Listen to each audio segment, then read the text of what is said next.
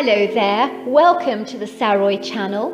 Thank you so much for joining me this evening, and I know that you're going to love tonight's story that comes from Jolene, and it happened to her in the spring of 2009. And this is all about her amazing Bigfoot counter. And funny enough, this is one that actually happened on the beach in Oregon. So I think you're really going to enjoy this story. But before you do, don't forget to subscribe to my channel. And to all my listeners in North America, Kenya, and around the world, Canada as well, I send you lots and lots of love. Let's get started. I know you're going to enjoy this story. Dear Sarah and all your listeners, my name is Jolene, and my Bigfoot encounter happened in the spring of 2009. I would like to start by saying that I never ever believed in Bigfoot or the hairy man or Sasquatch, and I would certainly never in my wildest dreams would have imagined that I would get to meet a creature that stepped out of cryptid zoology. I really thought stuff like that was delusional and all made up. I was to find out how wrong I was. At the time of my encounter, I lived in a beachfront home in Oregon, which is strategically located on a high elevated bank overlooking breathtaking whitewater views of the ocean and bay. Our Cape Cod style home is situated on half an acre of land that is lushly landscaped with a beautiful terrace and yard with ubiquitous trees dotted haphazardly all over the place, giving the property a really authentic, natural feel about it. I was 18 years old at the time and really took living in this idyllic location for granted because I got used to the taste of the fresh, salty sea air on my tongue and the panoramic, spectacular views that I would see every day. That all changed when my 22-year-old cousin Sophie came to stay at our home for a couple of weeks. Sophie came from New York and was well used to the life of a city slicker, so coming to a coastal retreat like our home was her idea of absolute paradise. When I showed Sophie around our home, all she could do was stare out at the ocean views in awe. I could tell she was so absorbed by the stunning vegetation, the long stretches of soft white beach sand that were literally yards away from our home. However, what I believed enamored Sophie the most was the sparkling views over the ocean underneath a pristine blue sky and the soft crashing sounds of the waves as they rolled rhythmically towards the shore. You do not know how lucky you are to wake up to this sensational view every day, she said. What I would give to live in a place like this. Do you know how lucky you really are? Sophie bubbled over with enthusiasm like an excitable puppy, and her rapturous delight over my amazing life was extremely infectious. Oh, she gushed, there is so much I want to do here. We must get up at the crack of dawn, just when the sun rises, and go for a long walk on the beach.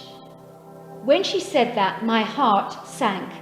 I began to feel a bit like the big, fat, elderly dog that lay in the corner sleeping all day, while Sophie was the excitable, enthusiastic puppy that wanted to experience absolutely everything that life had to offer her. I was beginning to think my cousin could become rather a handful for me on her holiday. I loved nothing better than to sleep in late until half the morning had already gone, but I could see Sophie would be pouncing on me early in the morning to go exploring, and that idea did not appeal to me.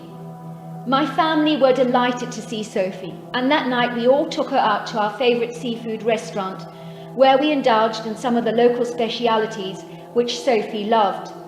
The best seafood I've ever tasted, she said. It doesn't even taste fishy. My father laughed.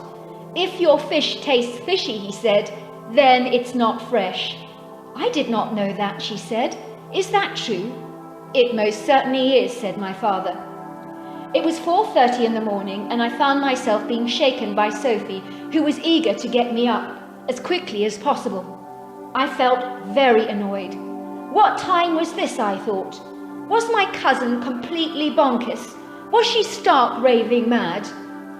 I closed my eyes very tightly and pretended to be fast asleep, and I even made a few snoring sounds to try and convince her that it was impossible to wake me up.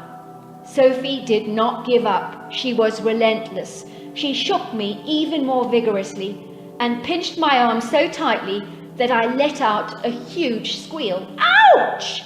Wake up, said Sophie. You'd be useless in New York. You are such a slouch.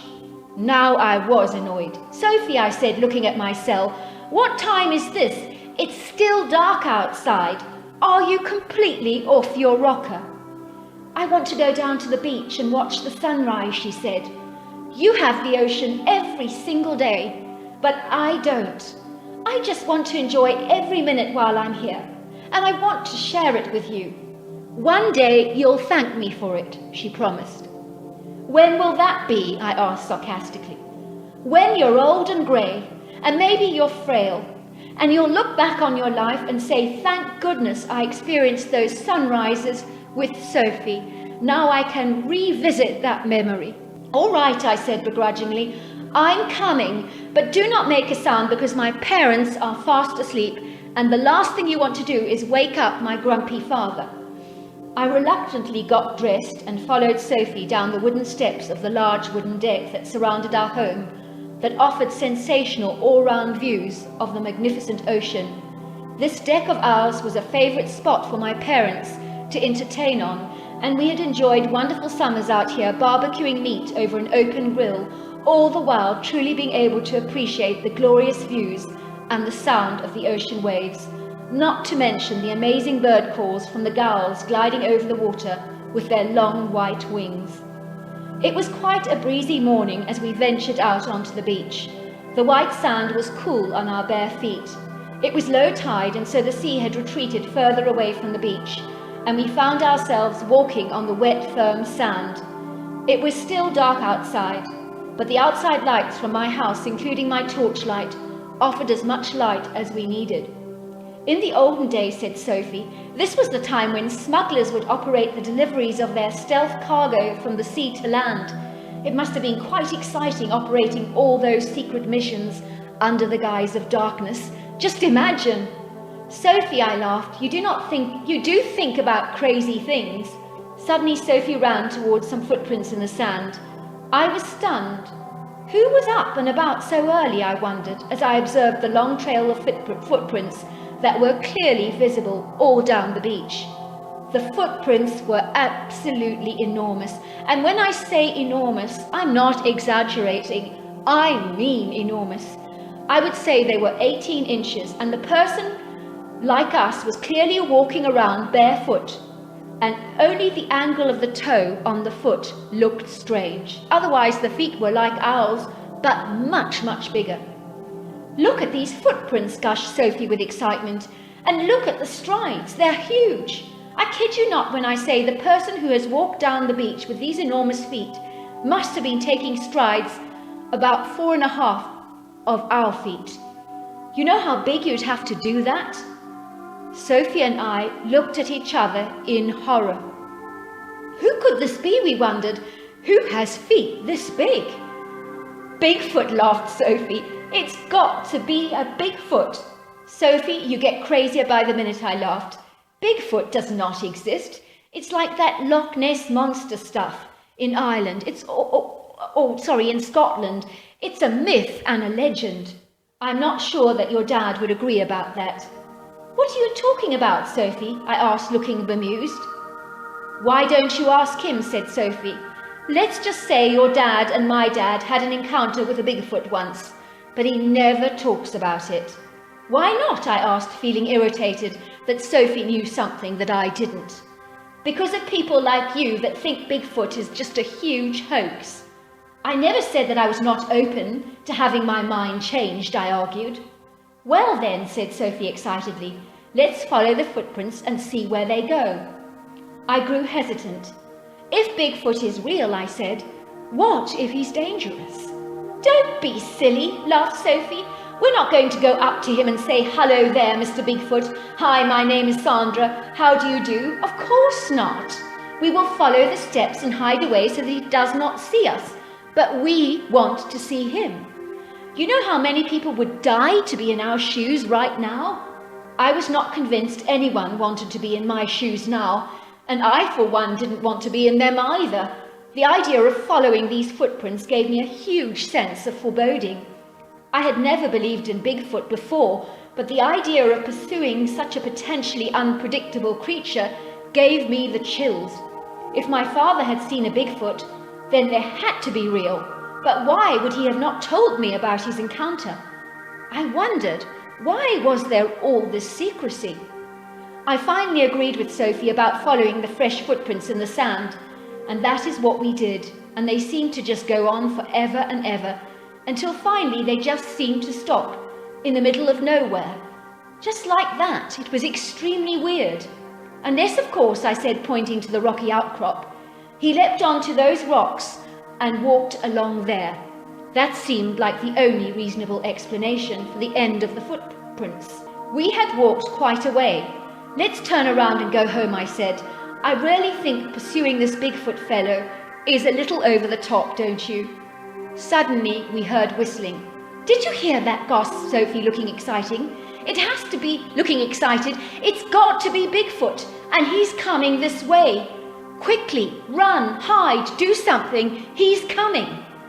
In that moment of mayhem and panic, we lost control of all our senses and just flattened our bodies onto the ground behind a large 5-foot rock, hoping with all our hearts that this creature would not see us. I want to say that chasing after a Bigfoot is exciting until suddenly you are facing a potentially real-life encounter. Then the excitement does wear off. That is when fear can take on a new level. It was a huge turnaround for me. I had never believed in Bigfoot, and now I was feeling a senseless feeling of overwhelming anguish. We could hear the footprints slapping against the rocky stones, and the creature continued to whistle happily to himself. I kid you not, the creature sat on the flat stone slab only yards away from us. It was the most thrilling and terrifying moment of my life at the same time. We peered over the top of the rock we were hiding behind and saw the creature squatting on 2 legs, looking up at the sky and whistling to himself. The creature was watching the sun rise and appreciating the beauty of it all. He continued to whistle, and then we saw him smashing something with a stone. It was a large crab, which he broke into pieces and sucked out its contents. The creature, squatting on all fours, looked enormously big. From the back view, he was covered with fine hair. Even from the back, I could tell he was not a bear, because his hair was not as thick or dense as a bear's, and it was a sandy color. I could also see those long arms and big hands. You could tell those arms were much longer than a human's arms would be. Finally, after finishing his little snack, the creature grunted with pleasure, like the satisfied sound you might make after indulging in a yummy meal. It was a sound of sheer contentment. The creature then stretched out his long body on the rocky outcrop and fell into a deep sleep. We could hear his heavy breathing and a snoring sound that sounded like irregular snorts. It was a funny sound, and even I found it hard not to burst out laughing. Sophie started to giggle, and I reached out and slapped her. "Shh," I whispered. "What if he wakes up?" The creature curled into a fetal position and turned around to face us, with his eyes closed. The creature was in a deep sleep, and so quickly too, I thought. Boy, I wish I could get to sleep that fast. This was the moment I will never forget. Close up and personal to a creature that did not exist, according to the know-alls in our society, myself included. Now I was starting to doubt. Now I was staring at it without a doubt, and it was a revelation to me. Bigfoot was definitely real. The creature I was peeking at over the rock had a curved A-shaped head with a hairless, weathered face and deep furrows or ridges in the brow area. He had a tiny whiskey beard on his chin and a mole-like spot on his face. Just as I was peeking over at the Bigfoot, I noticed his nose twitched as if he was smelling something, and then, with that, he suddenly opened his eyes, and he was looking down on my eyes that had been peering up at him. He rubbed his eyes for a moment because I imagine he wasn't expecting to wake up with 2 human pairs of eyes staring down at him. I truly think he was surprised and shocked to see us, and I really did not know how to react. But neither did he, because we really thought the Bigfoot was out for the count. He was clearly a deep sleeper, but a light one too. The Bigfoot was not aggressive at all. Surprised, yes. Angry or hostile, no. He also was not afraid of us at all, but he did not waste any time on jumping up from his sleeping position onto his legs. Standing up, he was at least 6 foot tall and 4 feet wide. He had large shoulders, big biceps, and virtually no neck. He glanced over at us one more time with his curious, inquisitive brown eyes. I did feel those eyes were expressing an interest in us, but he was not comfortable in hanging around humans, that was for sure. We watched the creature walking away and turning around one more time, and then he was gone down the end of the beach until he became a black dot in the distance. For a good 10 to 20 minutes, even Sophie just stood there staring in silent awe at this marvelous, wonderful, but formidable creature. Finally, I was the one to break the long silence. Did we really see that, I asked? Or am I about to wake up from an incredible dream only to discover that my cousin did not wake me up at the crack of dawn and I did not just see Bigfoot? It was a Bigfoot, said Sophie. Was he not the most beautiful thing you have ever seen in your entire life? She gushed enthusiastically. I would not describe him as beautiful, I laughed. I would say that he was the most intriguing and fascinating creature that I have ever seen, but beautiful, I think not. A little pongy too, laughed Sophie. He smelt like wet dog and cheesy sneakers. When we returned home, my mother was surprised to see us.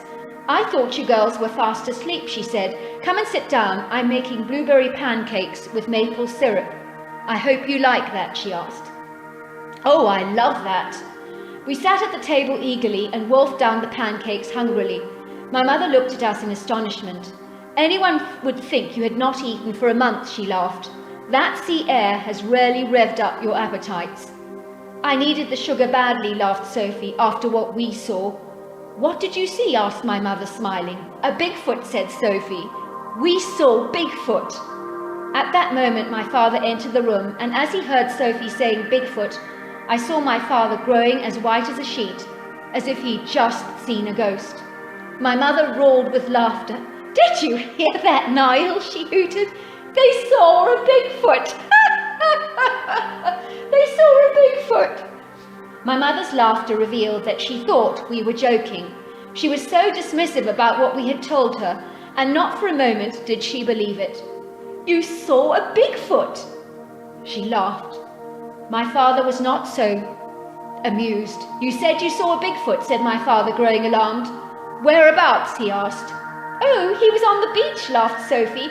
We followed him. He was a real cutie pie, wasn't he, Sandy? I looked at my father's face. He looked as if he was about to explode. Do not joke about stuff like this, he said angrily. Those things are highly volatile, unpredictable, and extremely dangerous. Oh, please, Niles, laughed my mother. You sound like a know-all. You sound almost as if you believe that Bigfoot's real. They're just winding you up, Niles, that's all. He has seen one, said Sophie with her mouth full of pancake. She pointed her fork at my dad. Tell them about your Bigfoot encounter you had with my dad. My dad looked at Sophie in horror. My brother told you about that?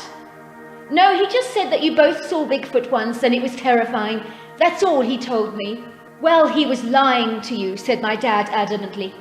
And with that he darted out of the door, and I followed him like a devoted little puppy dog.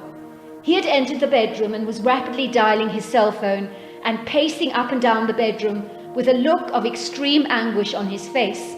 I stood by the wall and listened with my ears flattened against the wall. Why was Dad in such a state about this Bigfoot? I had never seen him behave in such a peculiar, standoffish way, and he had been so defensive towards Sophie, calling his own brother a liar. What was he in such a state about, I wondered. So your daughter knows about our Bigfoot encounter, said my father on the phone.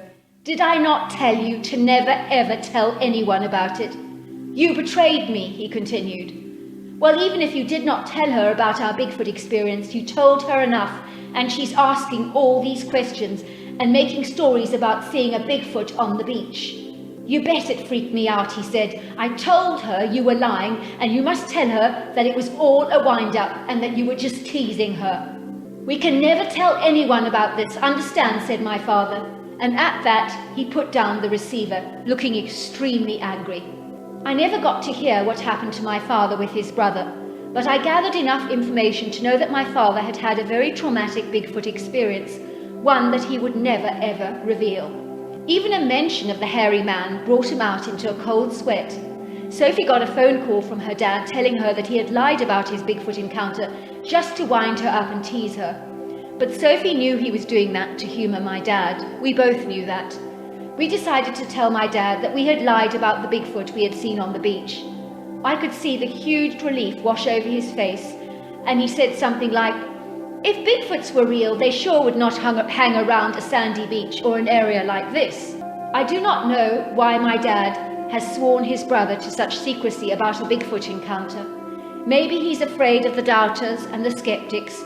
In truth, I am too, because one day I told a friend about my experience, and she keeled over with laughter and told me that I was a brilliant comic.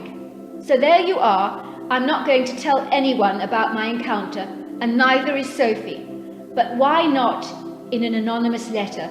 So whether you believe my account or not, that is my story. Sophie was right. When I'm old and grey, I will be grateful for my Bigfoot experience. And yes, he's as real as you and I. I hope you enjoyed my story. I just want to say that that was a really, really stunning story. And it does just prove how uncomfortable people are about talking about their Bigfoot encounters. And if you're one of those people out there, don't be afraid to get in touch and tell us your story, because your secret is safe with us. It's not going to be shared with anybody else, and you will remain anonymous. I just want to send my love to all my listeners all over North America, Canada, Kenya, and the rest of the world. Love to each and every one of you. Good night and goodbye until next time.